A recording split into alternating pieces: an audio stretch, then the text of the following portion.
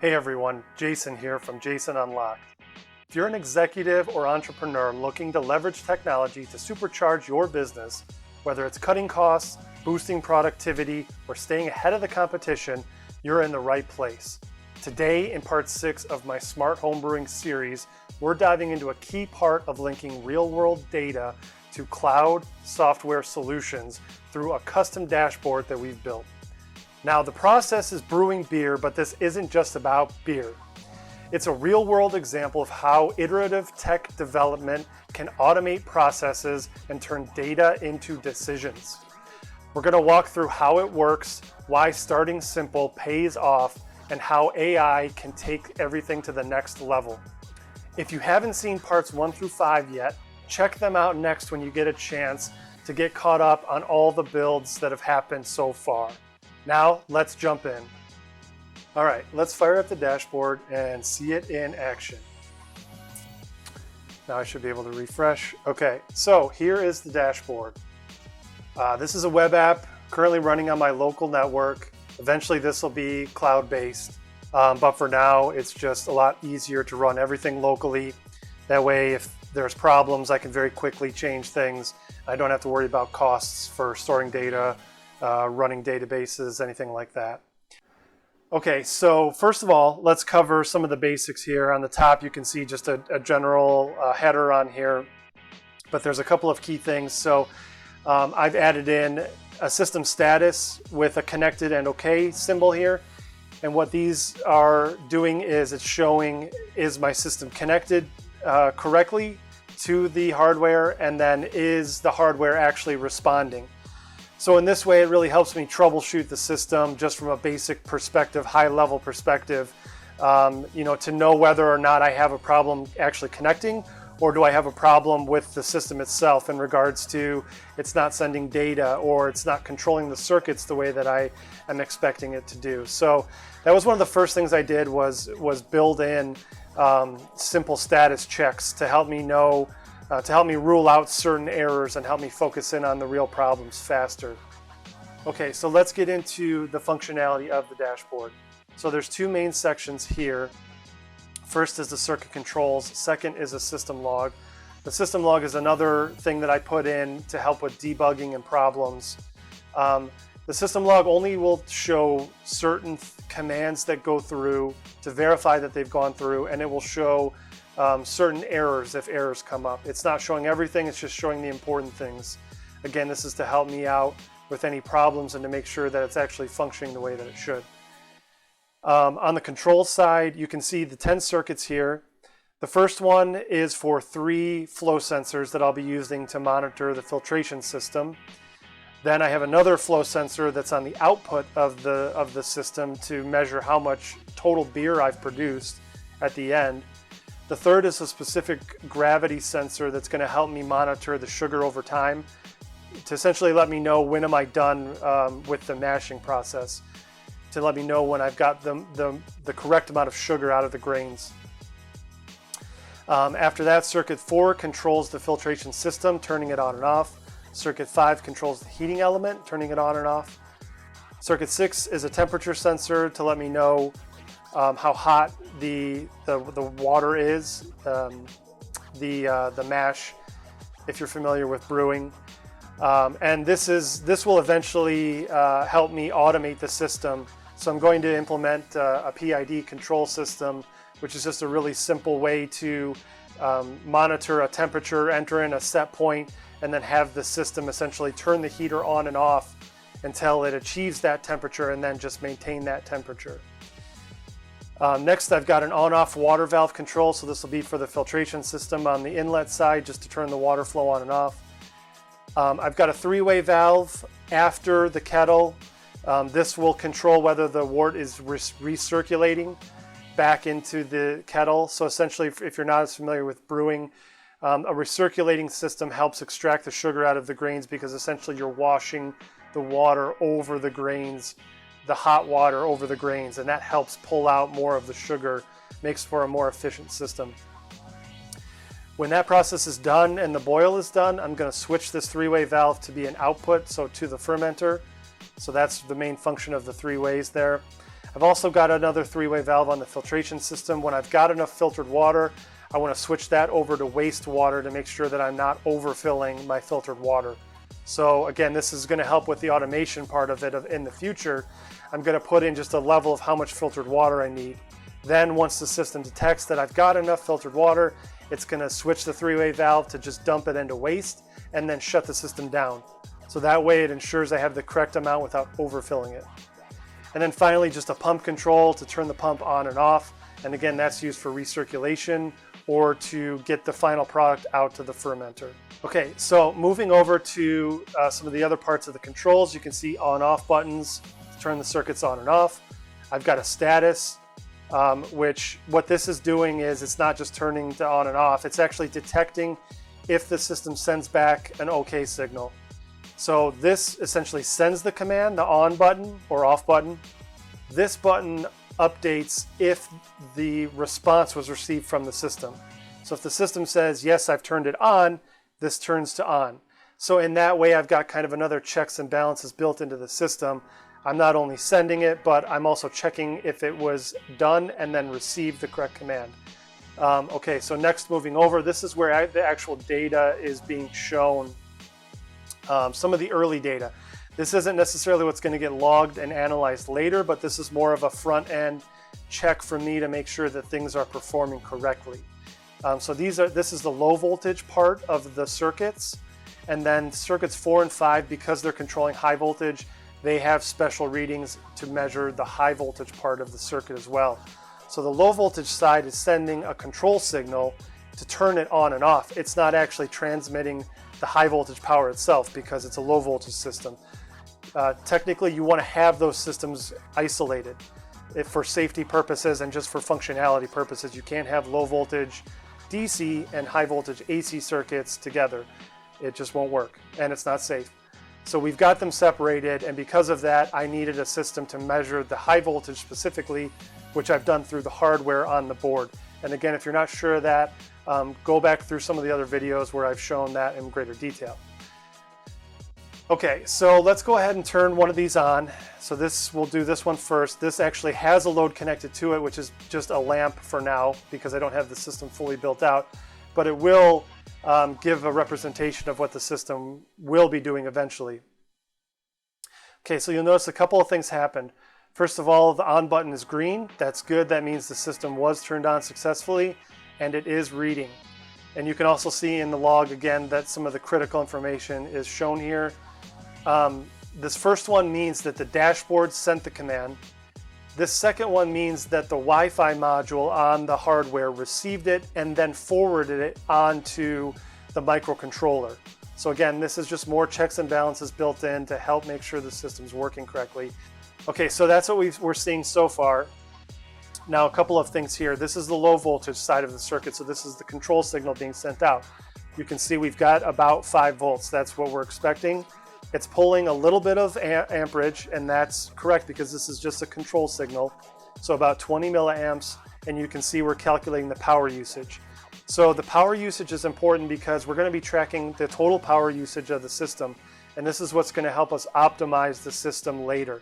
We're going to look at what is our total power consumption. Okay, once we have that, then we can get into which part of the system is consuming the most power. It's probably going to be things like the pump, the heating element, the filtration system. Right now it's a lamp, so you can you see what a lamp typically would do. But eventually that's what's going to really give us that control and be able to gather that data and analyze it later to really make the system as efficient as possible. So this is good. On the high voltage side, we're right around 120 volts, which is again what we would expect at 120 volts. And you can see it's pulling about 1/2 of an amp and 50 or so watts. So that's all fine and good. You can go ahead and turn that off. Again, you can see the commands were sent. The off button is now off. And then after a second, it will start reading the data, and it should update that circuit 4 as well. And while we're waiting, that's another thing I want to point out here is, have a voltmeter on hand anytime you're working with electrical circuits so that you can verify. And that's going to be a key component going forward when we get into calibrating sensors and things like that. because when you're converting sensors to software, you can start with just basic values and known values of what the sensor should be reading, but you have to go in and verify that it's telling me 4.88 volts is what's on the low voltage circuit. Go in with a voltmeter and physically measure that to make sure that that reading closely matches what the sensor's telling you, because a lot of times it won't, and then all you have to do is just change some variables in the software to align those two. And that's what's going to really refine your system and make sure you're getting the good data that you need to later analyze and improve the system. Okay, so you can see here this circuit adjusted. Now, there's some tricky things here. There are some losses in the system, which is why this is showing up with numbers, even though the circuit is technically off. And that's just inherent with the hardware. And any AC circuit, like a lamp, it's always going to leak some amount of voltage and current. And just in the way that I have the hardware, the way that I'm controlling it with the switching components, that's just the nature of it. But it's a really low power draw, and it's not going to hurt anything. Now on circuit 5, there is nothing hooked up, so you can see there's no power or current being drawn.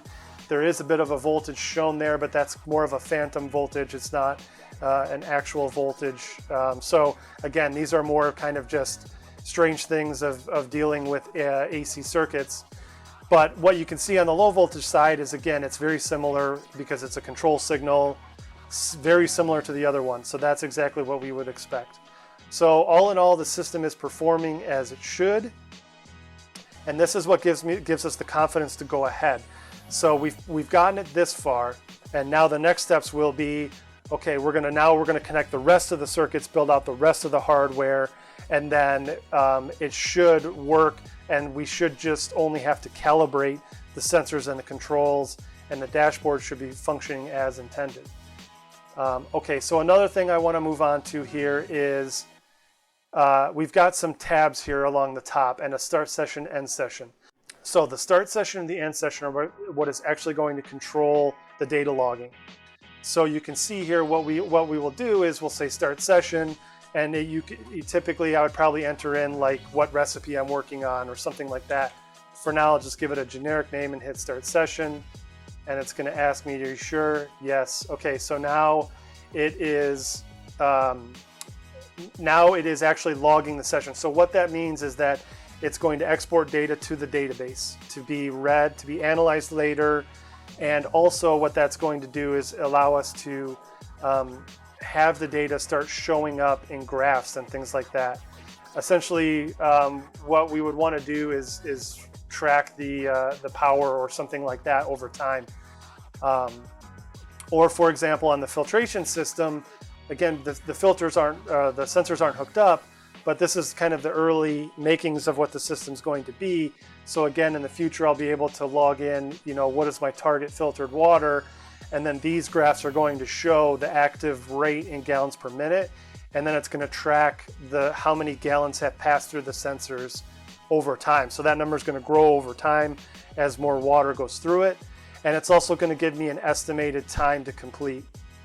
So it's going to use the flow rate, my target, and tell me, hey, you've got 15 minutes left approximately until you're getting until you're hitting the amount of water that you want. So again, that's coming up next. But what this is really going to do, where this is really heading, is towards AI and automation. Because what I'm eventually going to do after I verify that the system's working correctly is that I'm not going to have to do anything. So essentially where I'm going to get to is just picking the recipe that I want to brew, hitting start brew, and then the system already knows all of the variables. So it will know, okay, you're going to need 7 gallons of water, filtered water, to start. And it's not even going to need any of my intervention. It's already just going to plug that in, it's going to monitor it over time, and it's going to stop once that's been achieved. After that, it's going to move on to the next process automatically, start heating up the water. So this is where I'm heading, and this is how you start to automate your process. So these are two key things we're getting ready to automate, and we're getting ready to pull data to improve and make the system as efficient as possible. And eventually at the end, that'll be useful for humans to see and analyze, but eventually it'll just be AI. We'll plug AI into the data, and the AI will be able to give us the recommendations and make the changes itself, and then plug that back into our system so that the next batch is even better than the last one. So that's where we're heading with all of this. And again, this is brewing beer, but this really applies to anything. Anything where you want to hook hardware in to software, get into data analytics, automation. This is really Factory 4.0 type of stuff. So that's where we're going with all of this. Okay, and so another example of automation is that right now my circuits are being turned on and off manually, and that's going to help me make sure the system works for now, and it's going to help me make sure that the readings are correct and calibration. But eventually, again, this will be handled by the program itself. When the system's starting, it'll enter the filtration phase, the water filtration phase. And what that means, it's going to sequentially turn on these circuits by itself. Okay, so it's going to turn on the sensors first, so that it can start collecting readings. It's going to open the on-off valve to allow water to flow in. It's going to send the on signal to the filtration system. Okay, and then it's going to turn on the three-way valve to make sure the three-way valve's turning to the filtered water, not to the waste. It's going to do that by itself and then monitor that.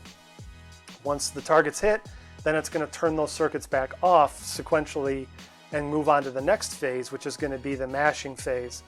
Okay, so that's what's going to turn on the heating element, bring the water up to temperature. It's going to turn on the pump, and it's going to turn on the specific gravity system and start monitoring that over time. And again, at first that'll be manual, because I'm going to have to do calibration and checks to make sure that the system is telling me what is real. But once I have that dialed in, again, the system's going to do that automatically. Once the specific gravity levels hit, shut that process down. Then we're going to go into the boil phase, where we're adding in hops and things like that. Do the boil. Then once the boil's done and it's cooled down, it'll change the three-way valve to the fermenter and then pump it out. Okay, so we're getting really close to fully automated. Now there's some parts that won't be able to be automated, at least now, because they're just really hard, like adding in hops. Okay, that's something that is very complex. Doesn't really make sense to do that. There's just going to be a pause in the program where I'm going to add the hops and then hit continue. Same with adding the grains to be mashed. Doesn't really make sense to create some kind of very complex thing to just dump grains in the water. And grains are heavy, so that's not like the easiest thing that you can do. Doesn't make sense. Again, we'll just have a pause. I'll manually do it and then say continue. Now in the future, it will be possible, quite honestly. I mean, there are ways to do it with machines. There's robots coming out that are more affordable. So that type of thing is going to be available in the future, but for now it just doesn't make sense for me, so I'm not even including that in the scope. So we'll be, 90% automated, and that's actually really good. Probably the most important thing is besides automation, is actually just the data collection, so that I can make sure this is repeatable. Because beer brewing can be very tricky to dial everything in to make sure that you're doing the same thing the same time every time. And that's really what makes the difference between like the professional guys and the amateur guys, is having a repeatable process to make sure your product is consistent every time, and then making it as good as it possibly can be. So in this way, it's really upping, the abilities of somebody that's doing it at home to make like a really professional grade product. And again, that applies to any business. So if you're anyone out there that wants to upgrade your operations, this is a great way to do it. I mean, you can be a small or mid-sized player, but still implement some of these things. And to date, this is costing me a couple of $1,000s. I think I'm around $3,500 total for all of this. So it's a really great low-cost way to do this stuff and prove it out, so that way, when you're ready to scale, you've already got everything in place. You know what you want to do, and then you can take it to the next level. Okay, so let's get a little bit more into the back end to show what's powering the dashboard. So as I mentioned, 4 files, HTML, CSS, 2 JavaScript files that are managing the back end. So one thing I want to point out, this is a little more on the technical side, but I think it can still be useful for you guys watching this. So you can see here, we're getting a lot of data that's streamed over the terminal.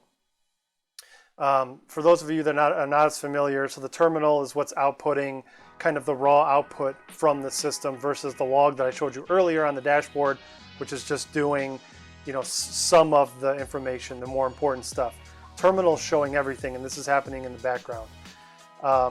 So this state one that you can see here with all of the data in it, this is actually a collection of the data and the commands. So one problem, since I'm using serial communication between the devices, I was running into issues in the communication and the system just talking to itself. There was a lot going on at once, and because the serial communication is pretty basic, it can get confused pretty easily and information can get lost. Picture you're in a crowd with a lot of people and it's very noisy. You're not going to be able to hear everything or hear the most important things. Some things are going to get lost. And that's what was going on with my system. It wasn't very reactive. Sometimes it would just lock up completely and get confused. So the way I got around that, without getting more complicated and adding in more complex structures and hardware, is I implemented this idea of kind of an information buffer. So think of it like a presentation file. If you've got a team working on a presentation, now you can set up one file where everyone has access to that. They can go in and everybody can work in that one file. You can pull the data that you need. You can input the data that you need. Nothing gets confused. Nothing gets lost. So that's what we're doing here. Is we've got a file. It's not technically a file. It runs in the code. It's more of like an array or like a JSON structure, if you're familiar with that. All it's doing is it's just containing the most up-to-date information on data and control status. So what this does is it allows my dashboard just to send simple, fast signals to the data, to this data file, and say, okay, circuit 1, the value needs to get changed from 0 to 1. So that means it's turning on. Now on the hardware side, what my hardware is doing is just reading from this file. So when it recognizes that circuit 1's gone from 0 to 1, it knows I need to turn circuit 1 on, I need to start pulling down the data from circuit 1, and I need to start writing that to the file. So in this way, you don't have devices directly communicating to one another. So they're not getting confused, they're just writing to a file. And even if the communication is not synced well, it's off, it doesn't matter because they're just checking for the most recent version of this data that's in there. So the worst that could happen is that the data doesn't get put in correctly, but it's not going to break the system.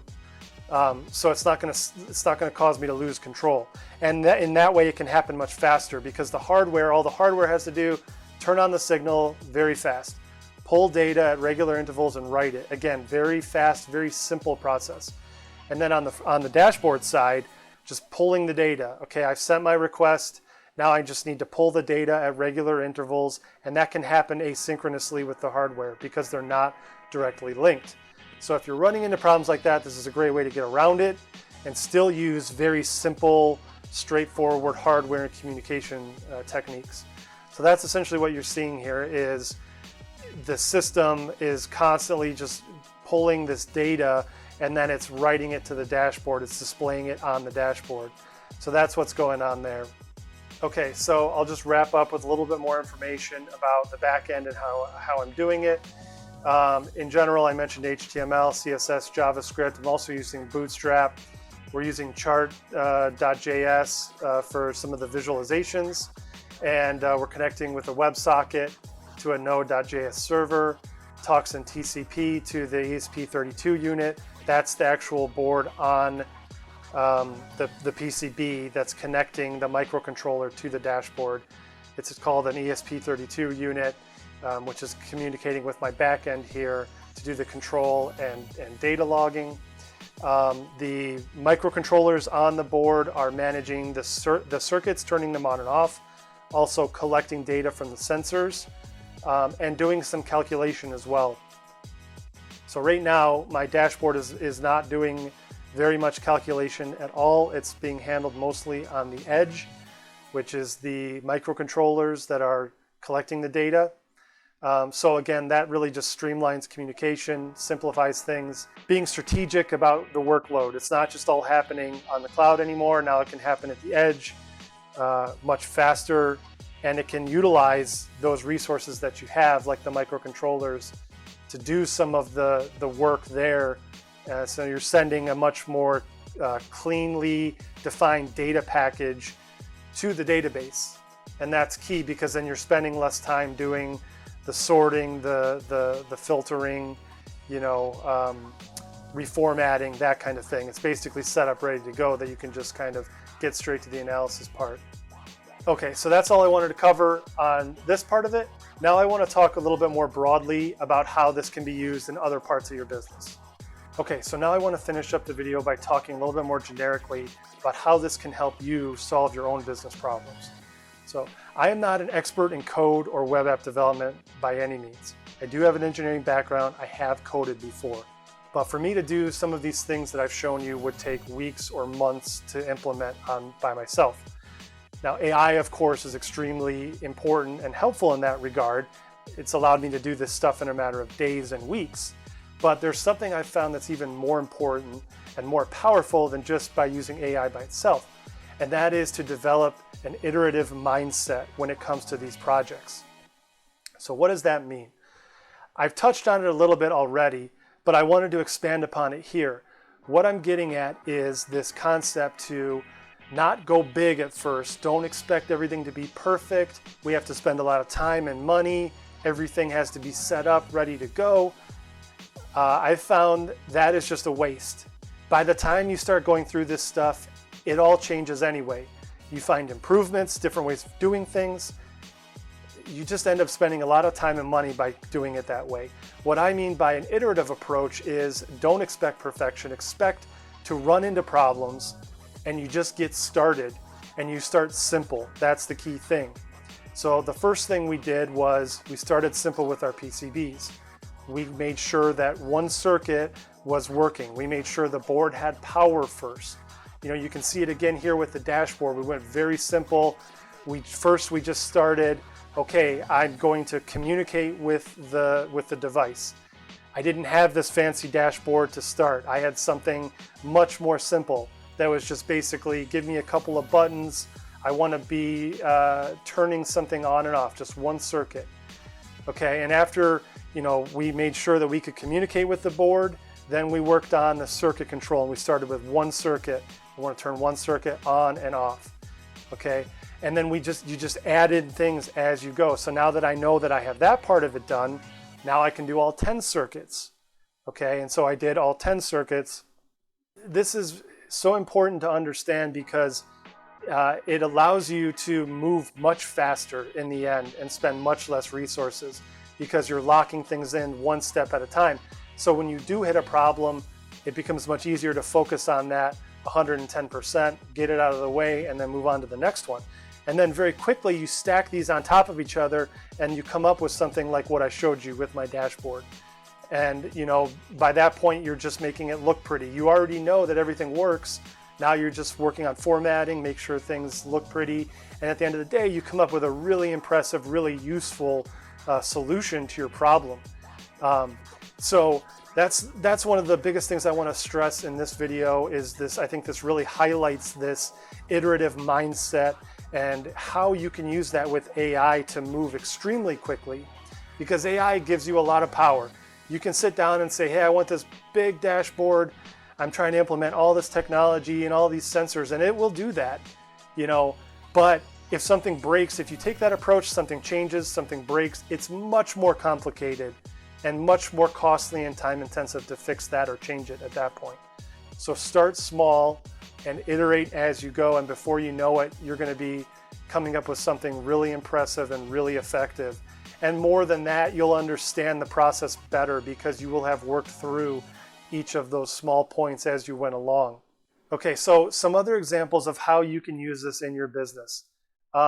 Operations, this is a great translation into things like operations, inventory management, shipping and receiving, anything where you've got physical parts or physical things that you want to track that are part of a process. For example, pulling a part off a shelf and getting it out the door. This technology is great for that.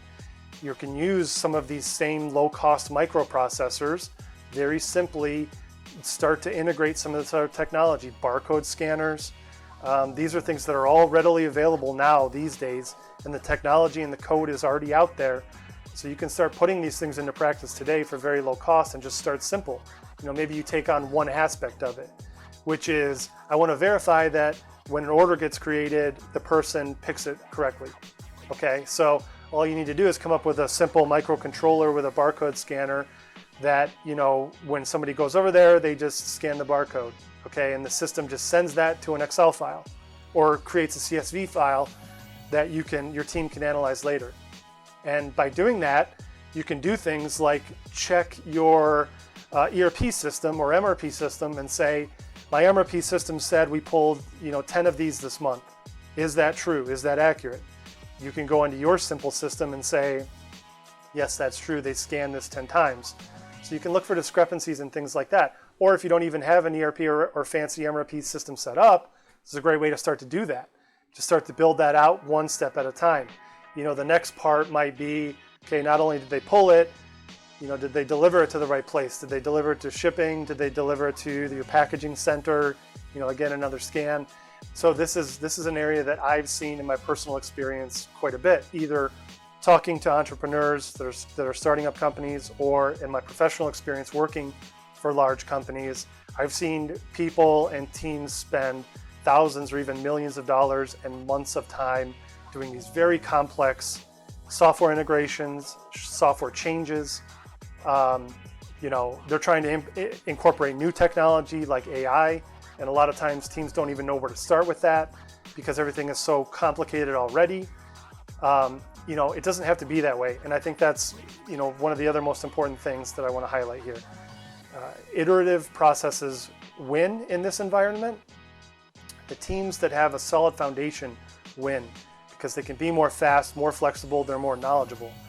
It's better to have something that works with Excel if your team understands it better.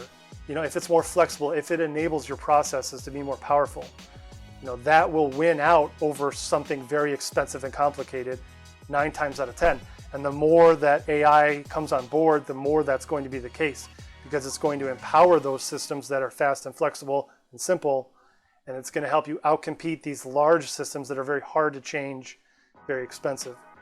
So you can get started on that now, today. I hope this video has given you some inspiration to go do that. These techniques have helped me save a ton of time and money and do things like, brew beer better and more efficiently. And who knows where that'll go. We'll see. Hopefully just, to some really great tasting beer, maybe more of that. Okay, so that's the dashboard. That's where we're at now. I'm going to wrap up the video. If you'd like more information, or if you feel like you need help on these areas, please reach out to me, jasonunlock.com. You'll find the contact page. Send me a message. We can have a more private conversation about your problems and how I might be able to help with that. I'm more than happy to do that, start the conversation. If you like this, please also feel free to like and subscribe for more updates. As I go along, there's going to be more of this type of video, and I'm going to branch out into a whole lot of other topics. We're going to get into software development, AI, data logging for things like accounting, finance, sales, marketing. We're going to start rolling out. I'm going to start rolling out this type of strategic implementation across my whole channel. So go ahead and do that now so that you can get all the updates as they come out. And thanks for watching, and I'll see you on the next one.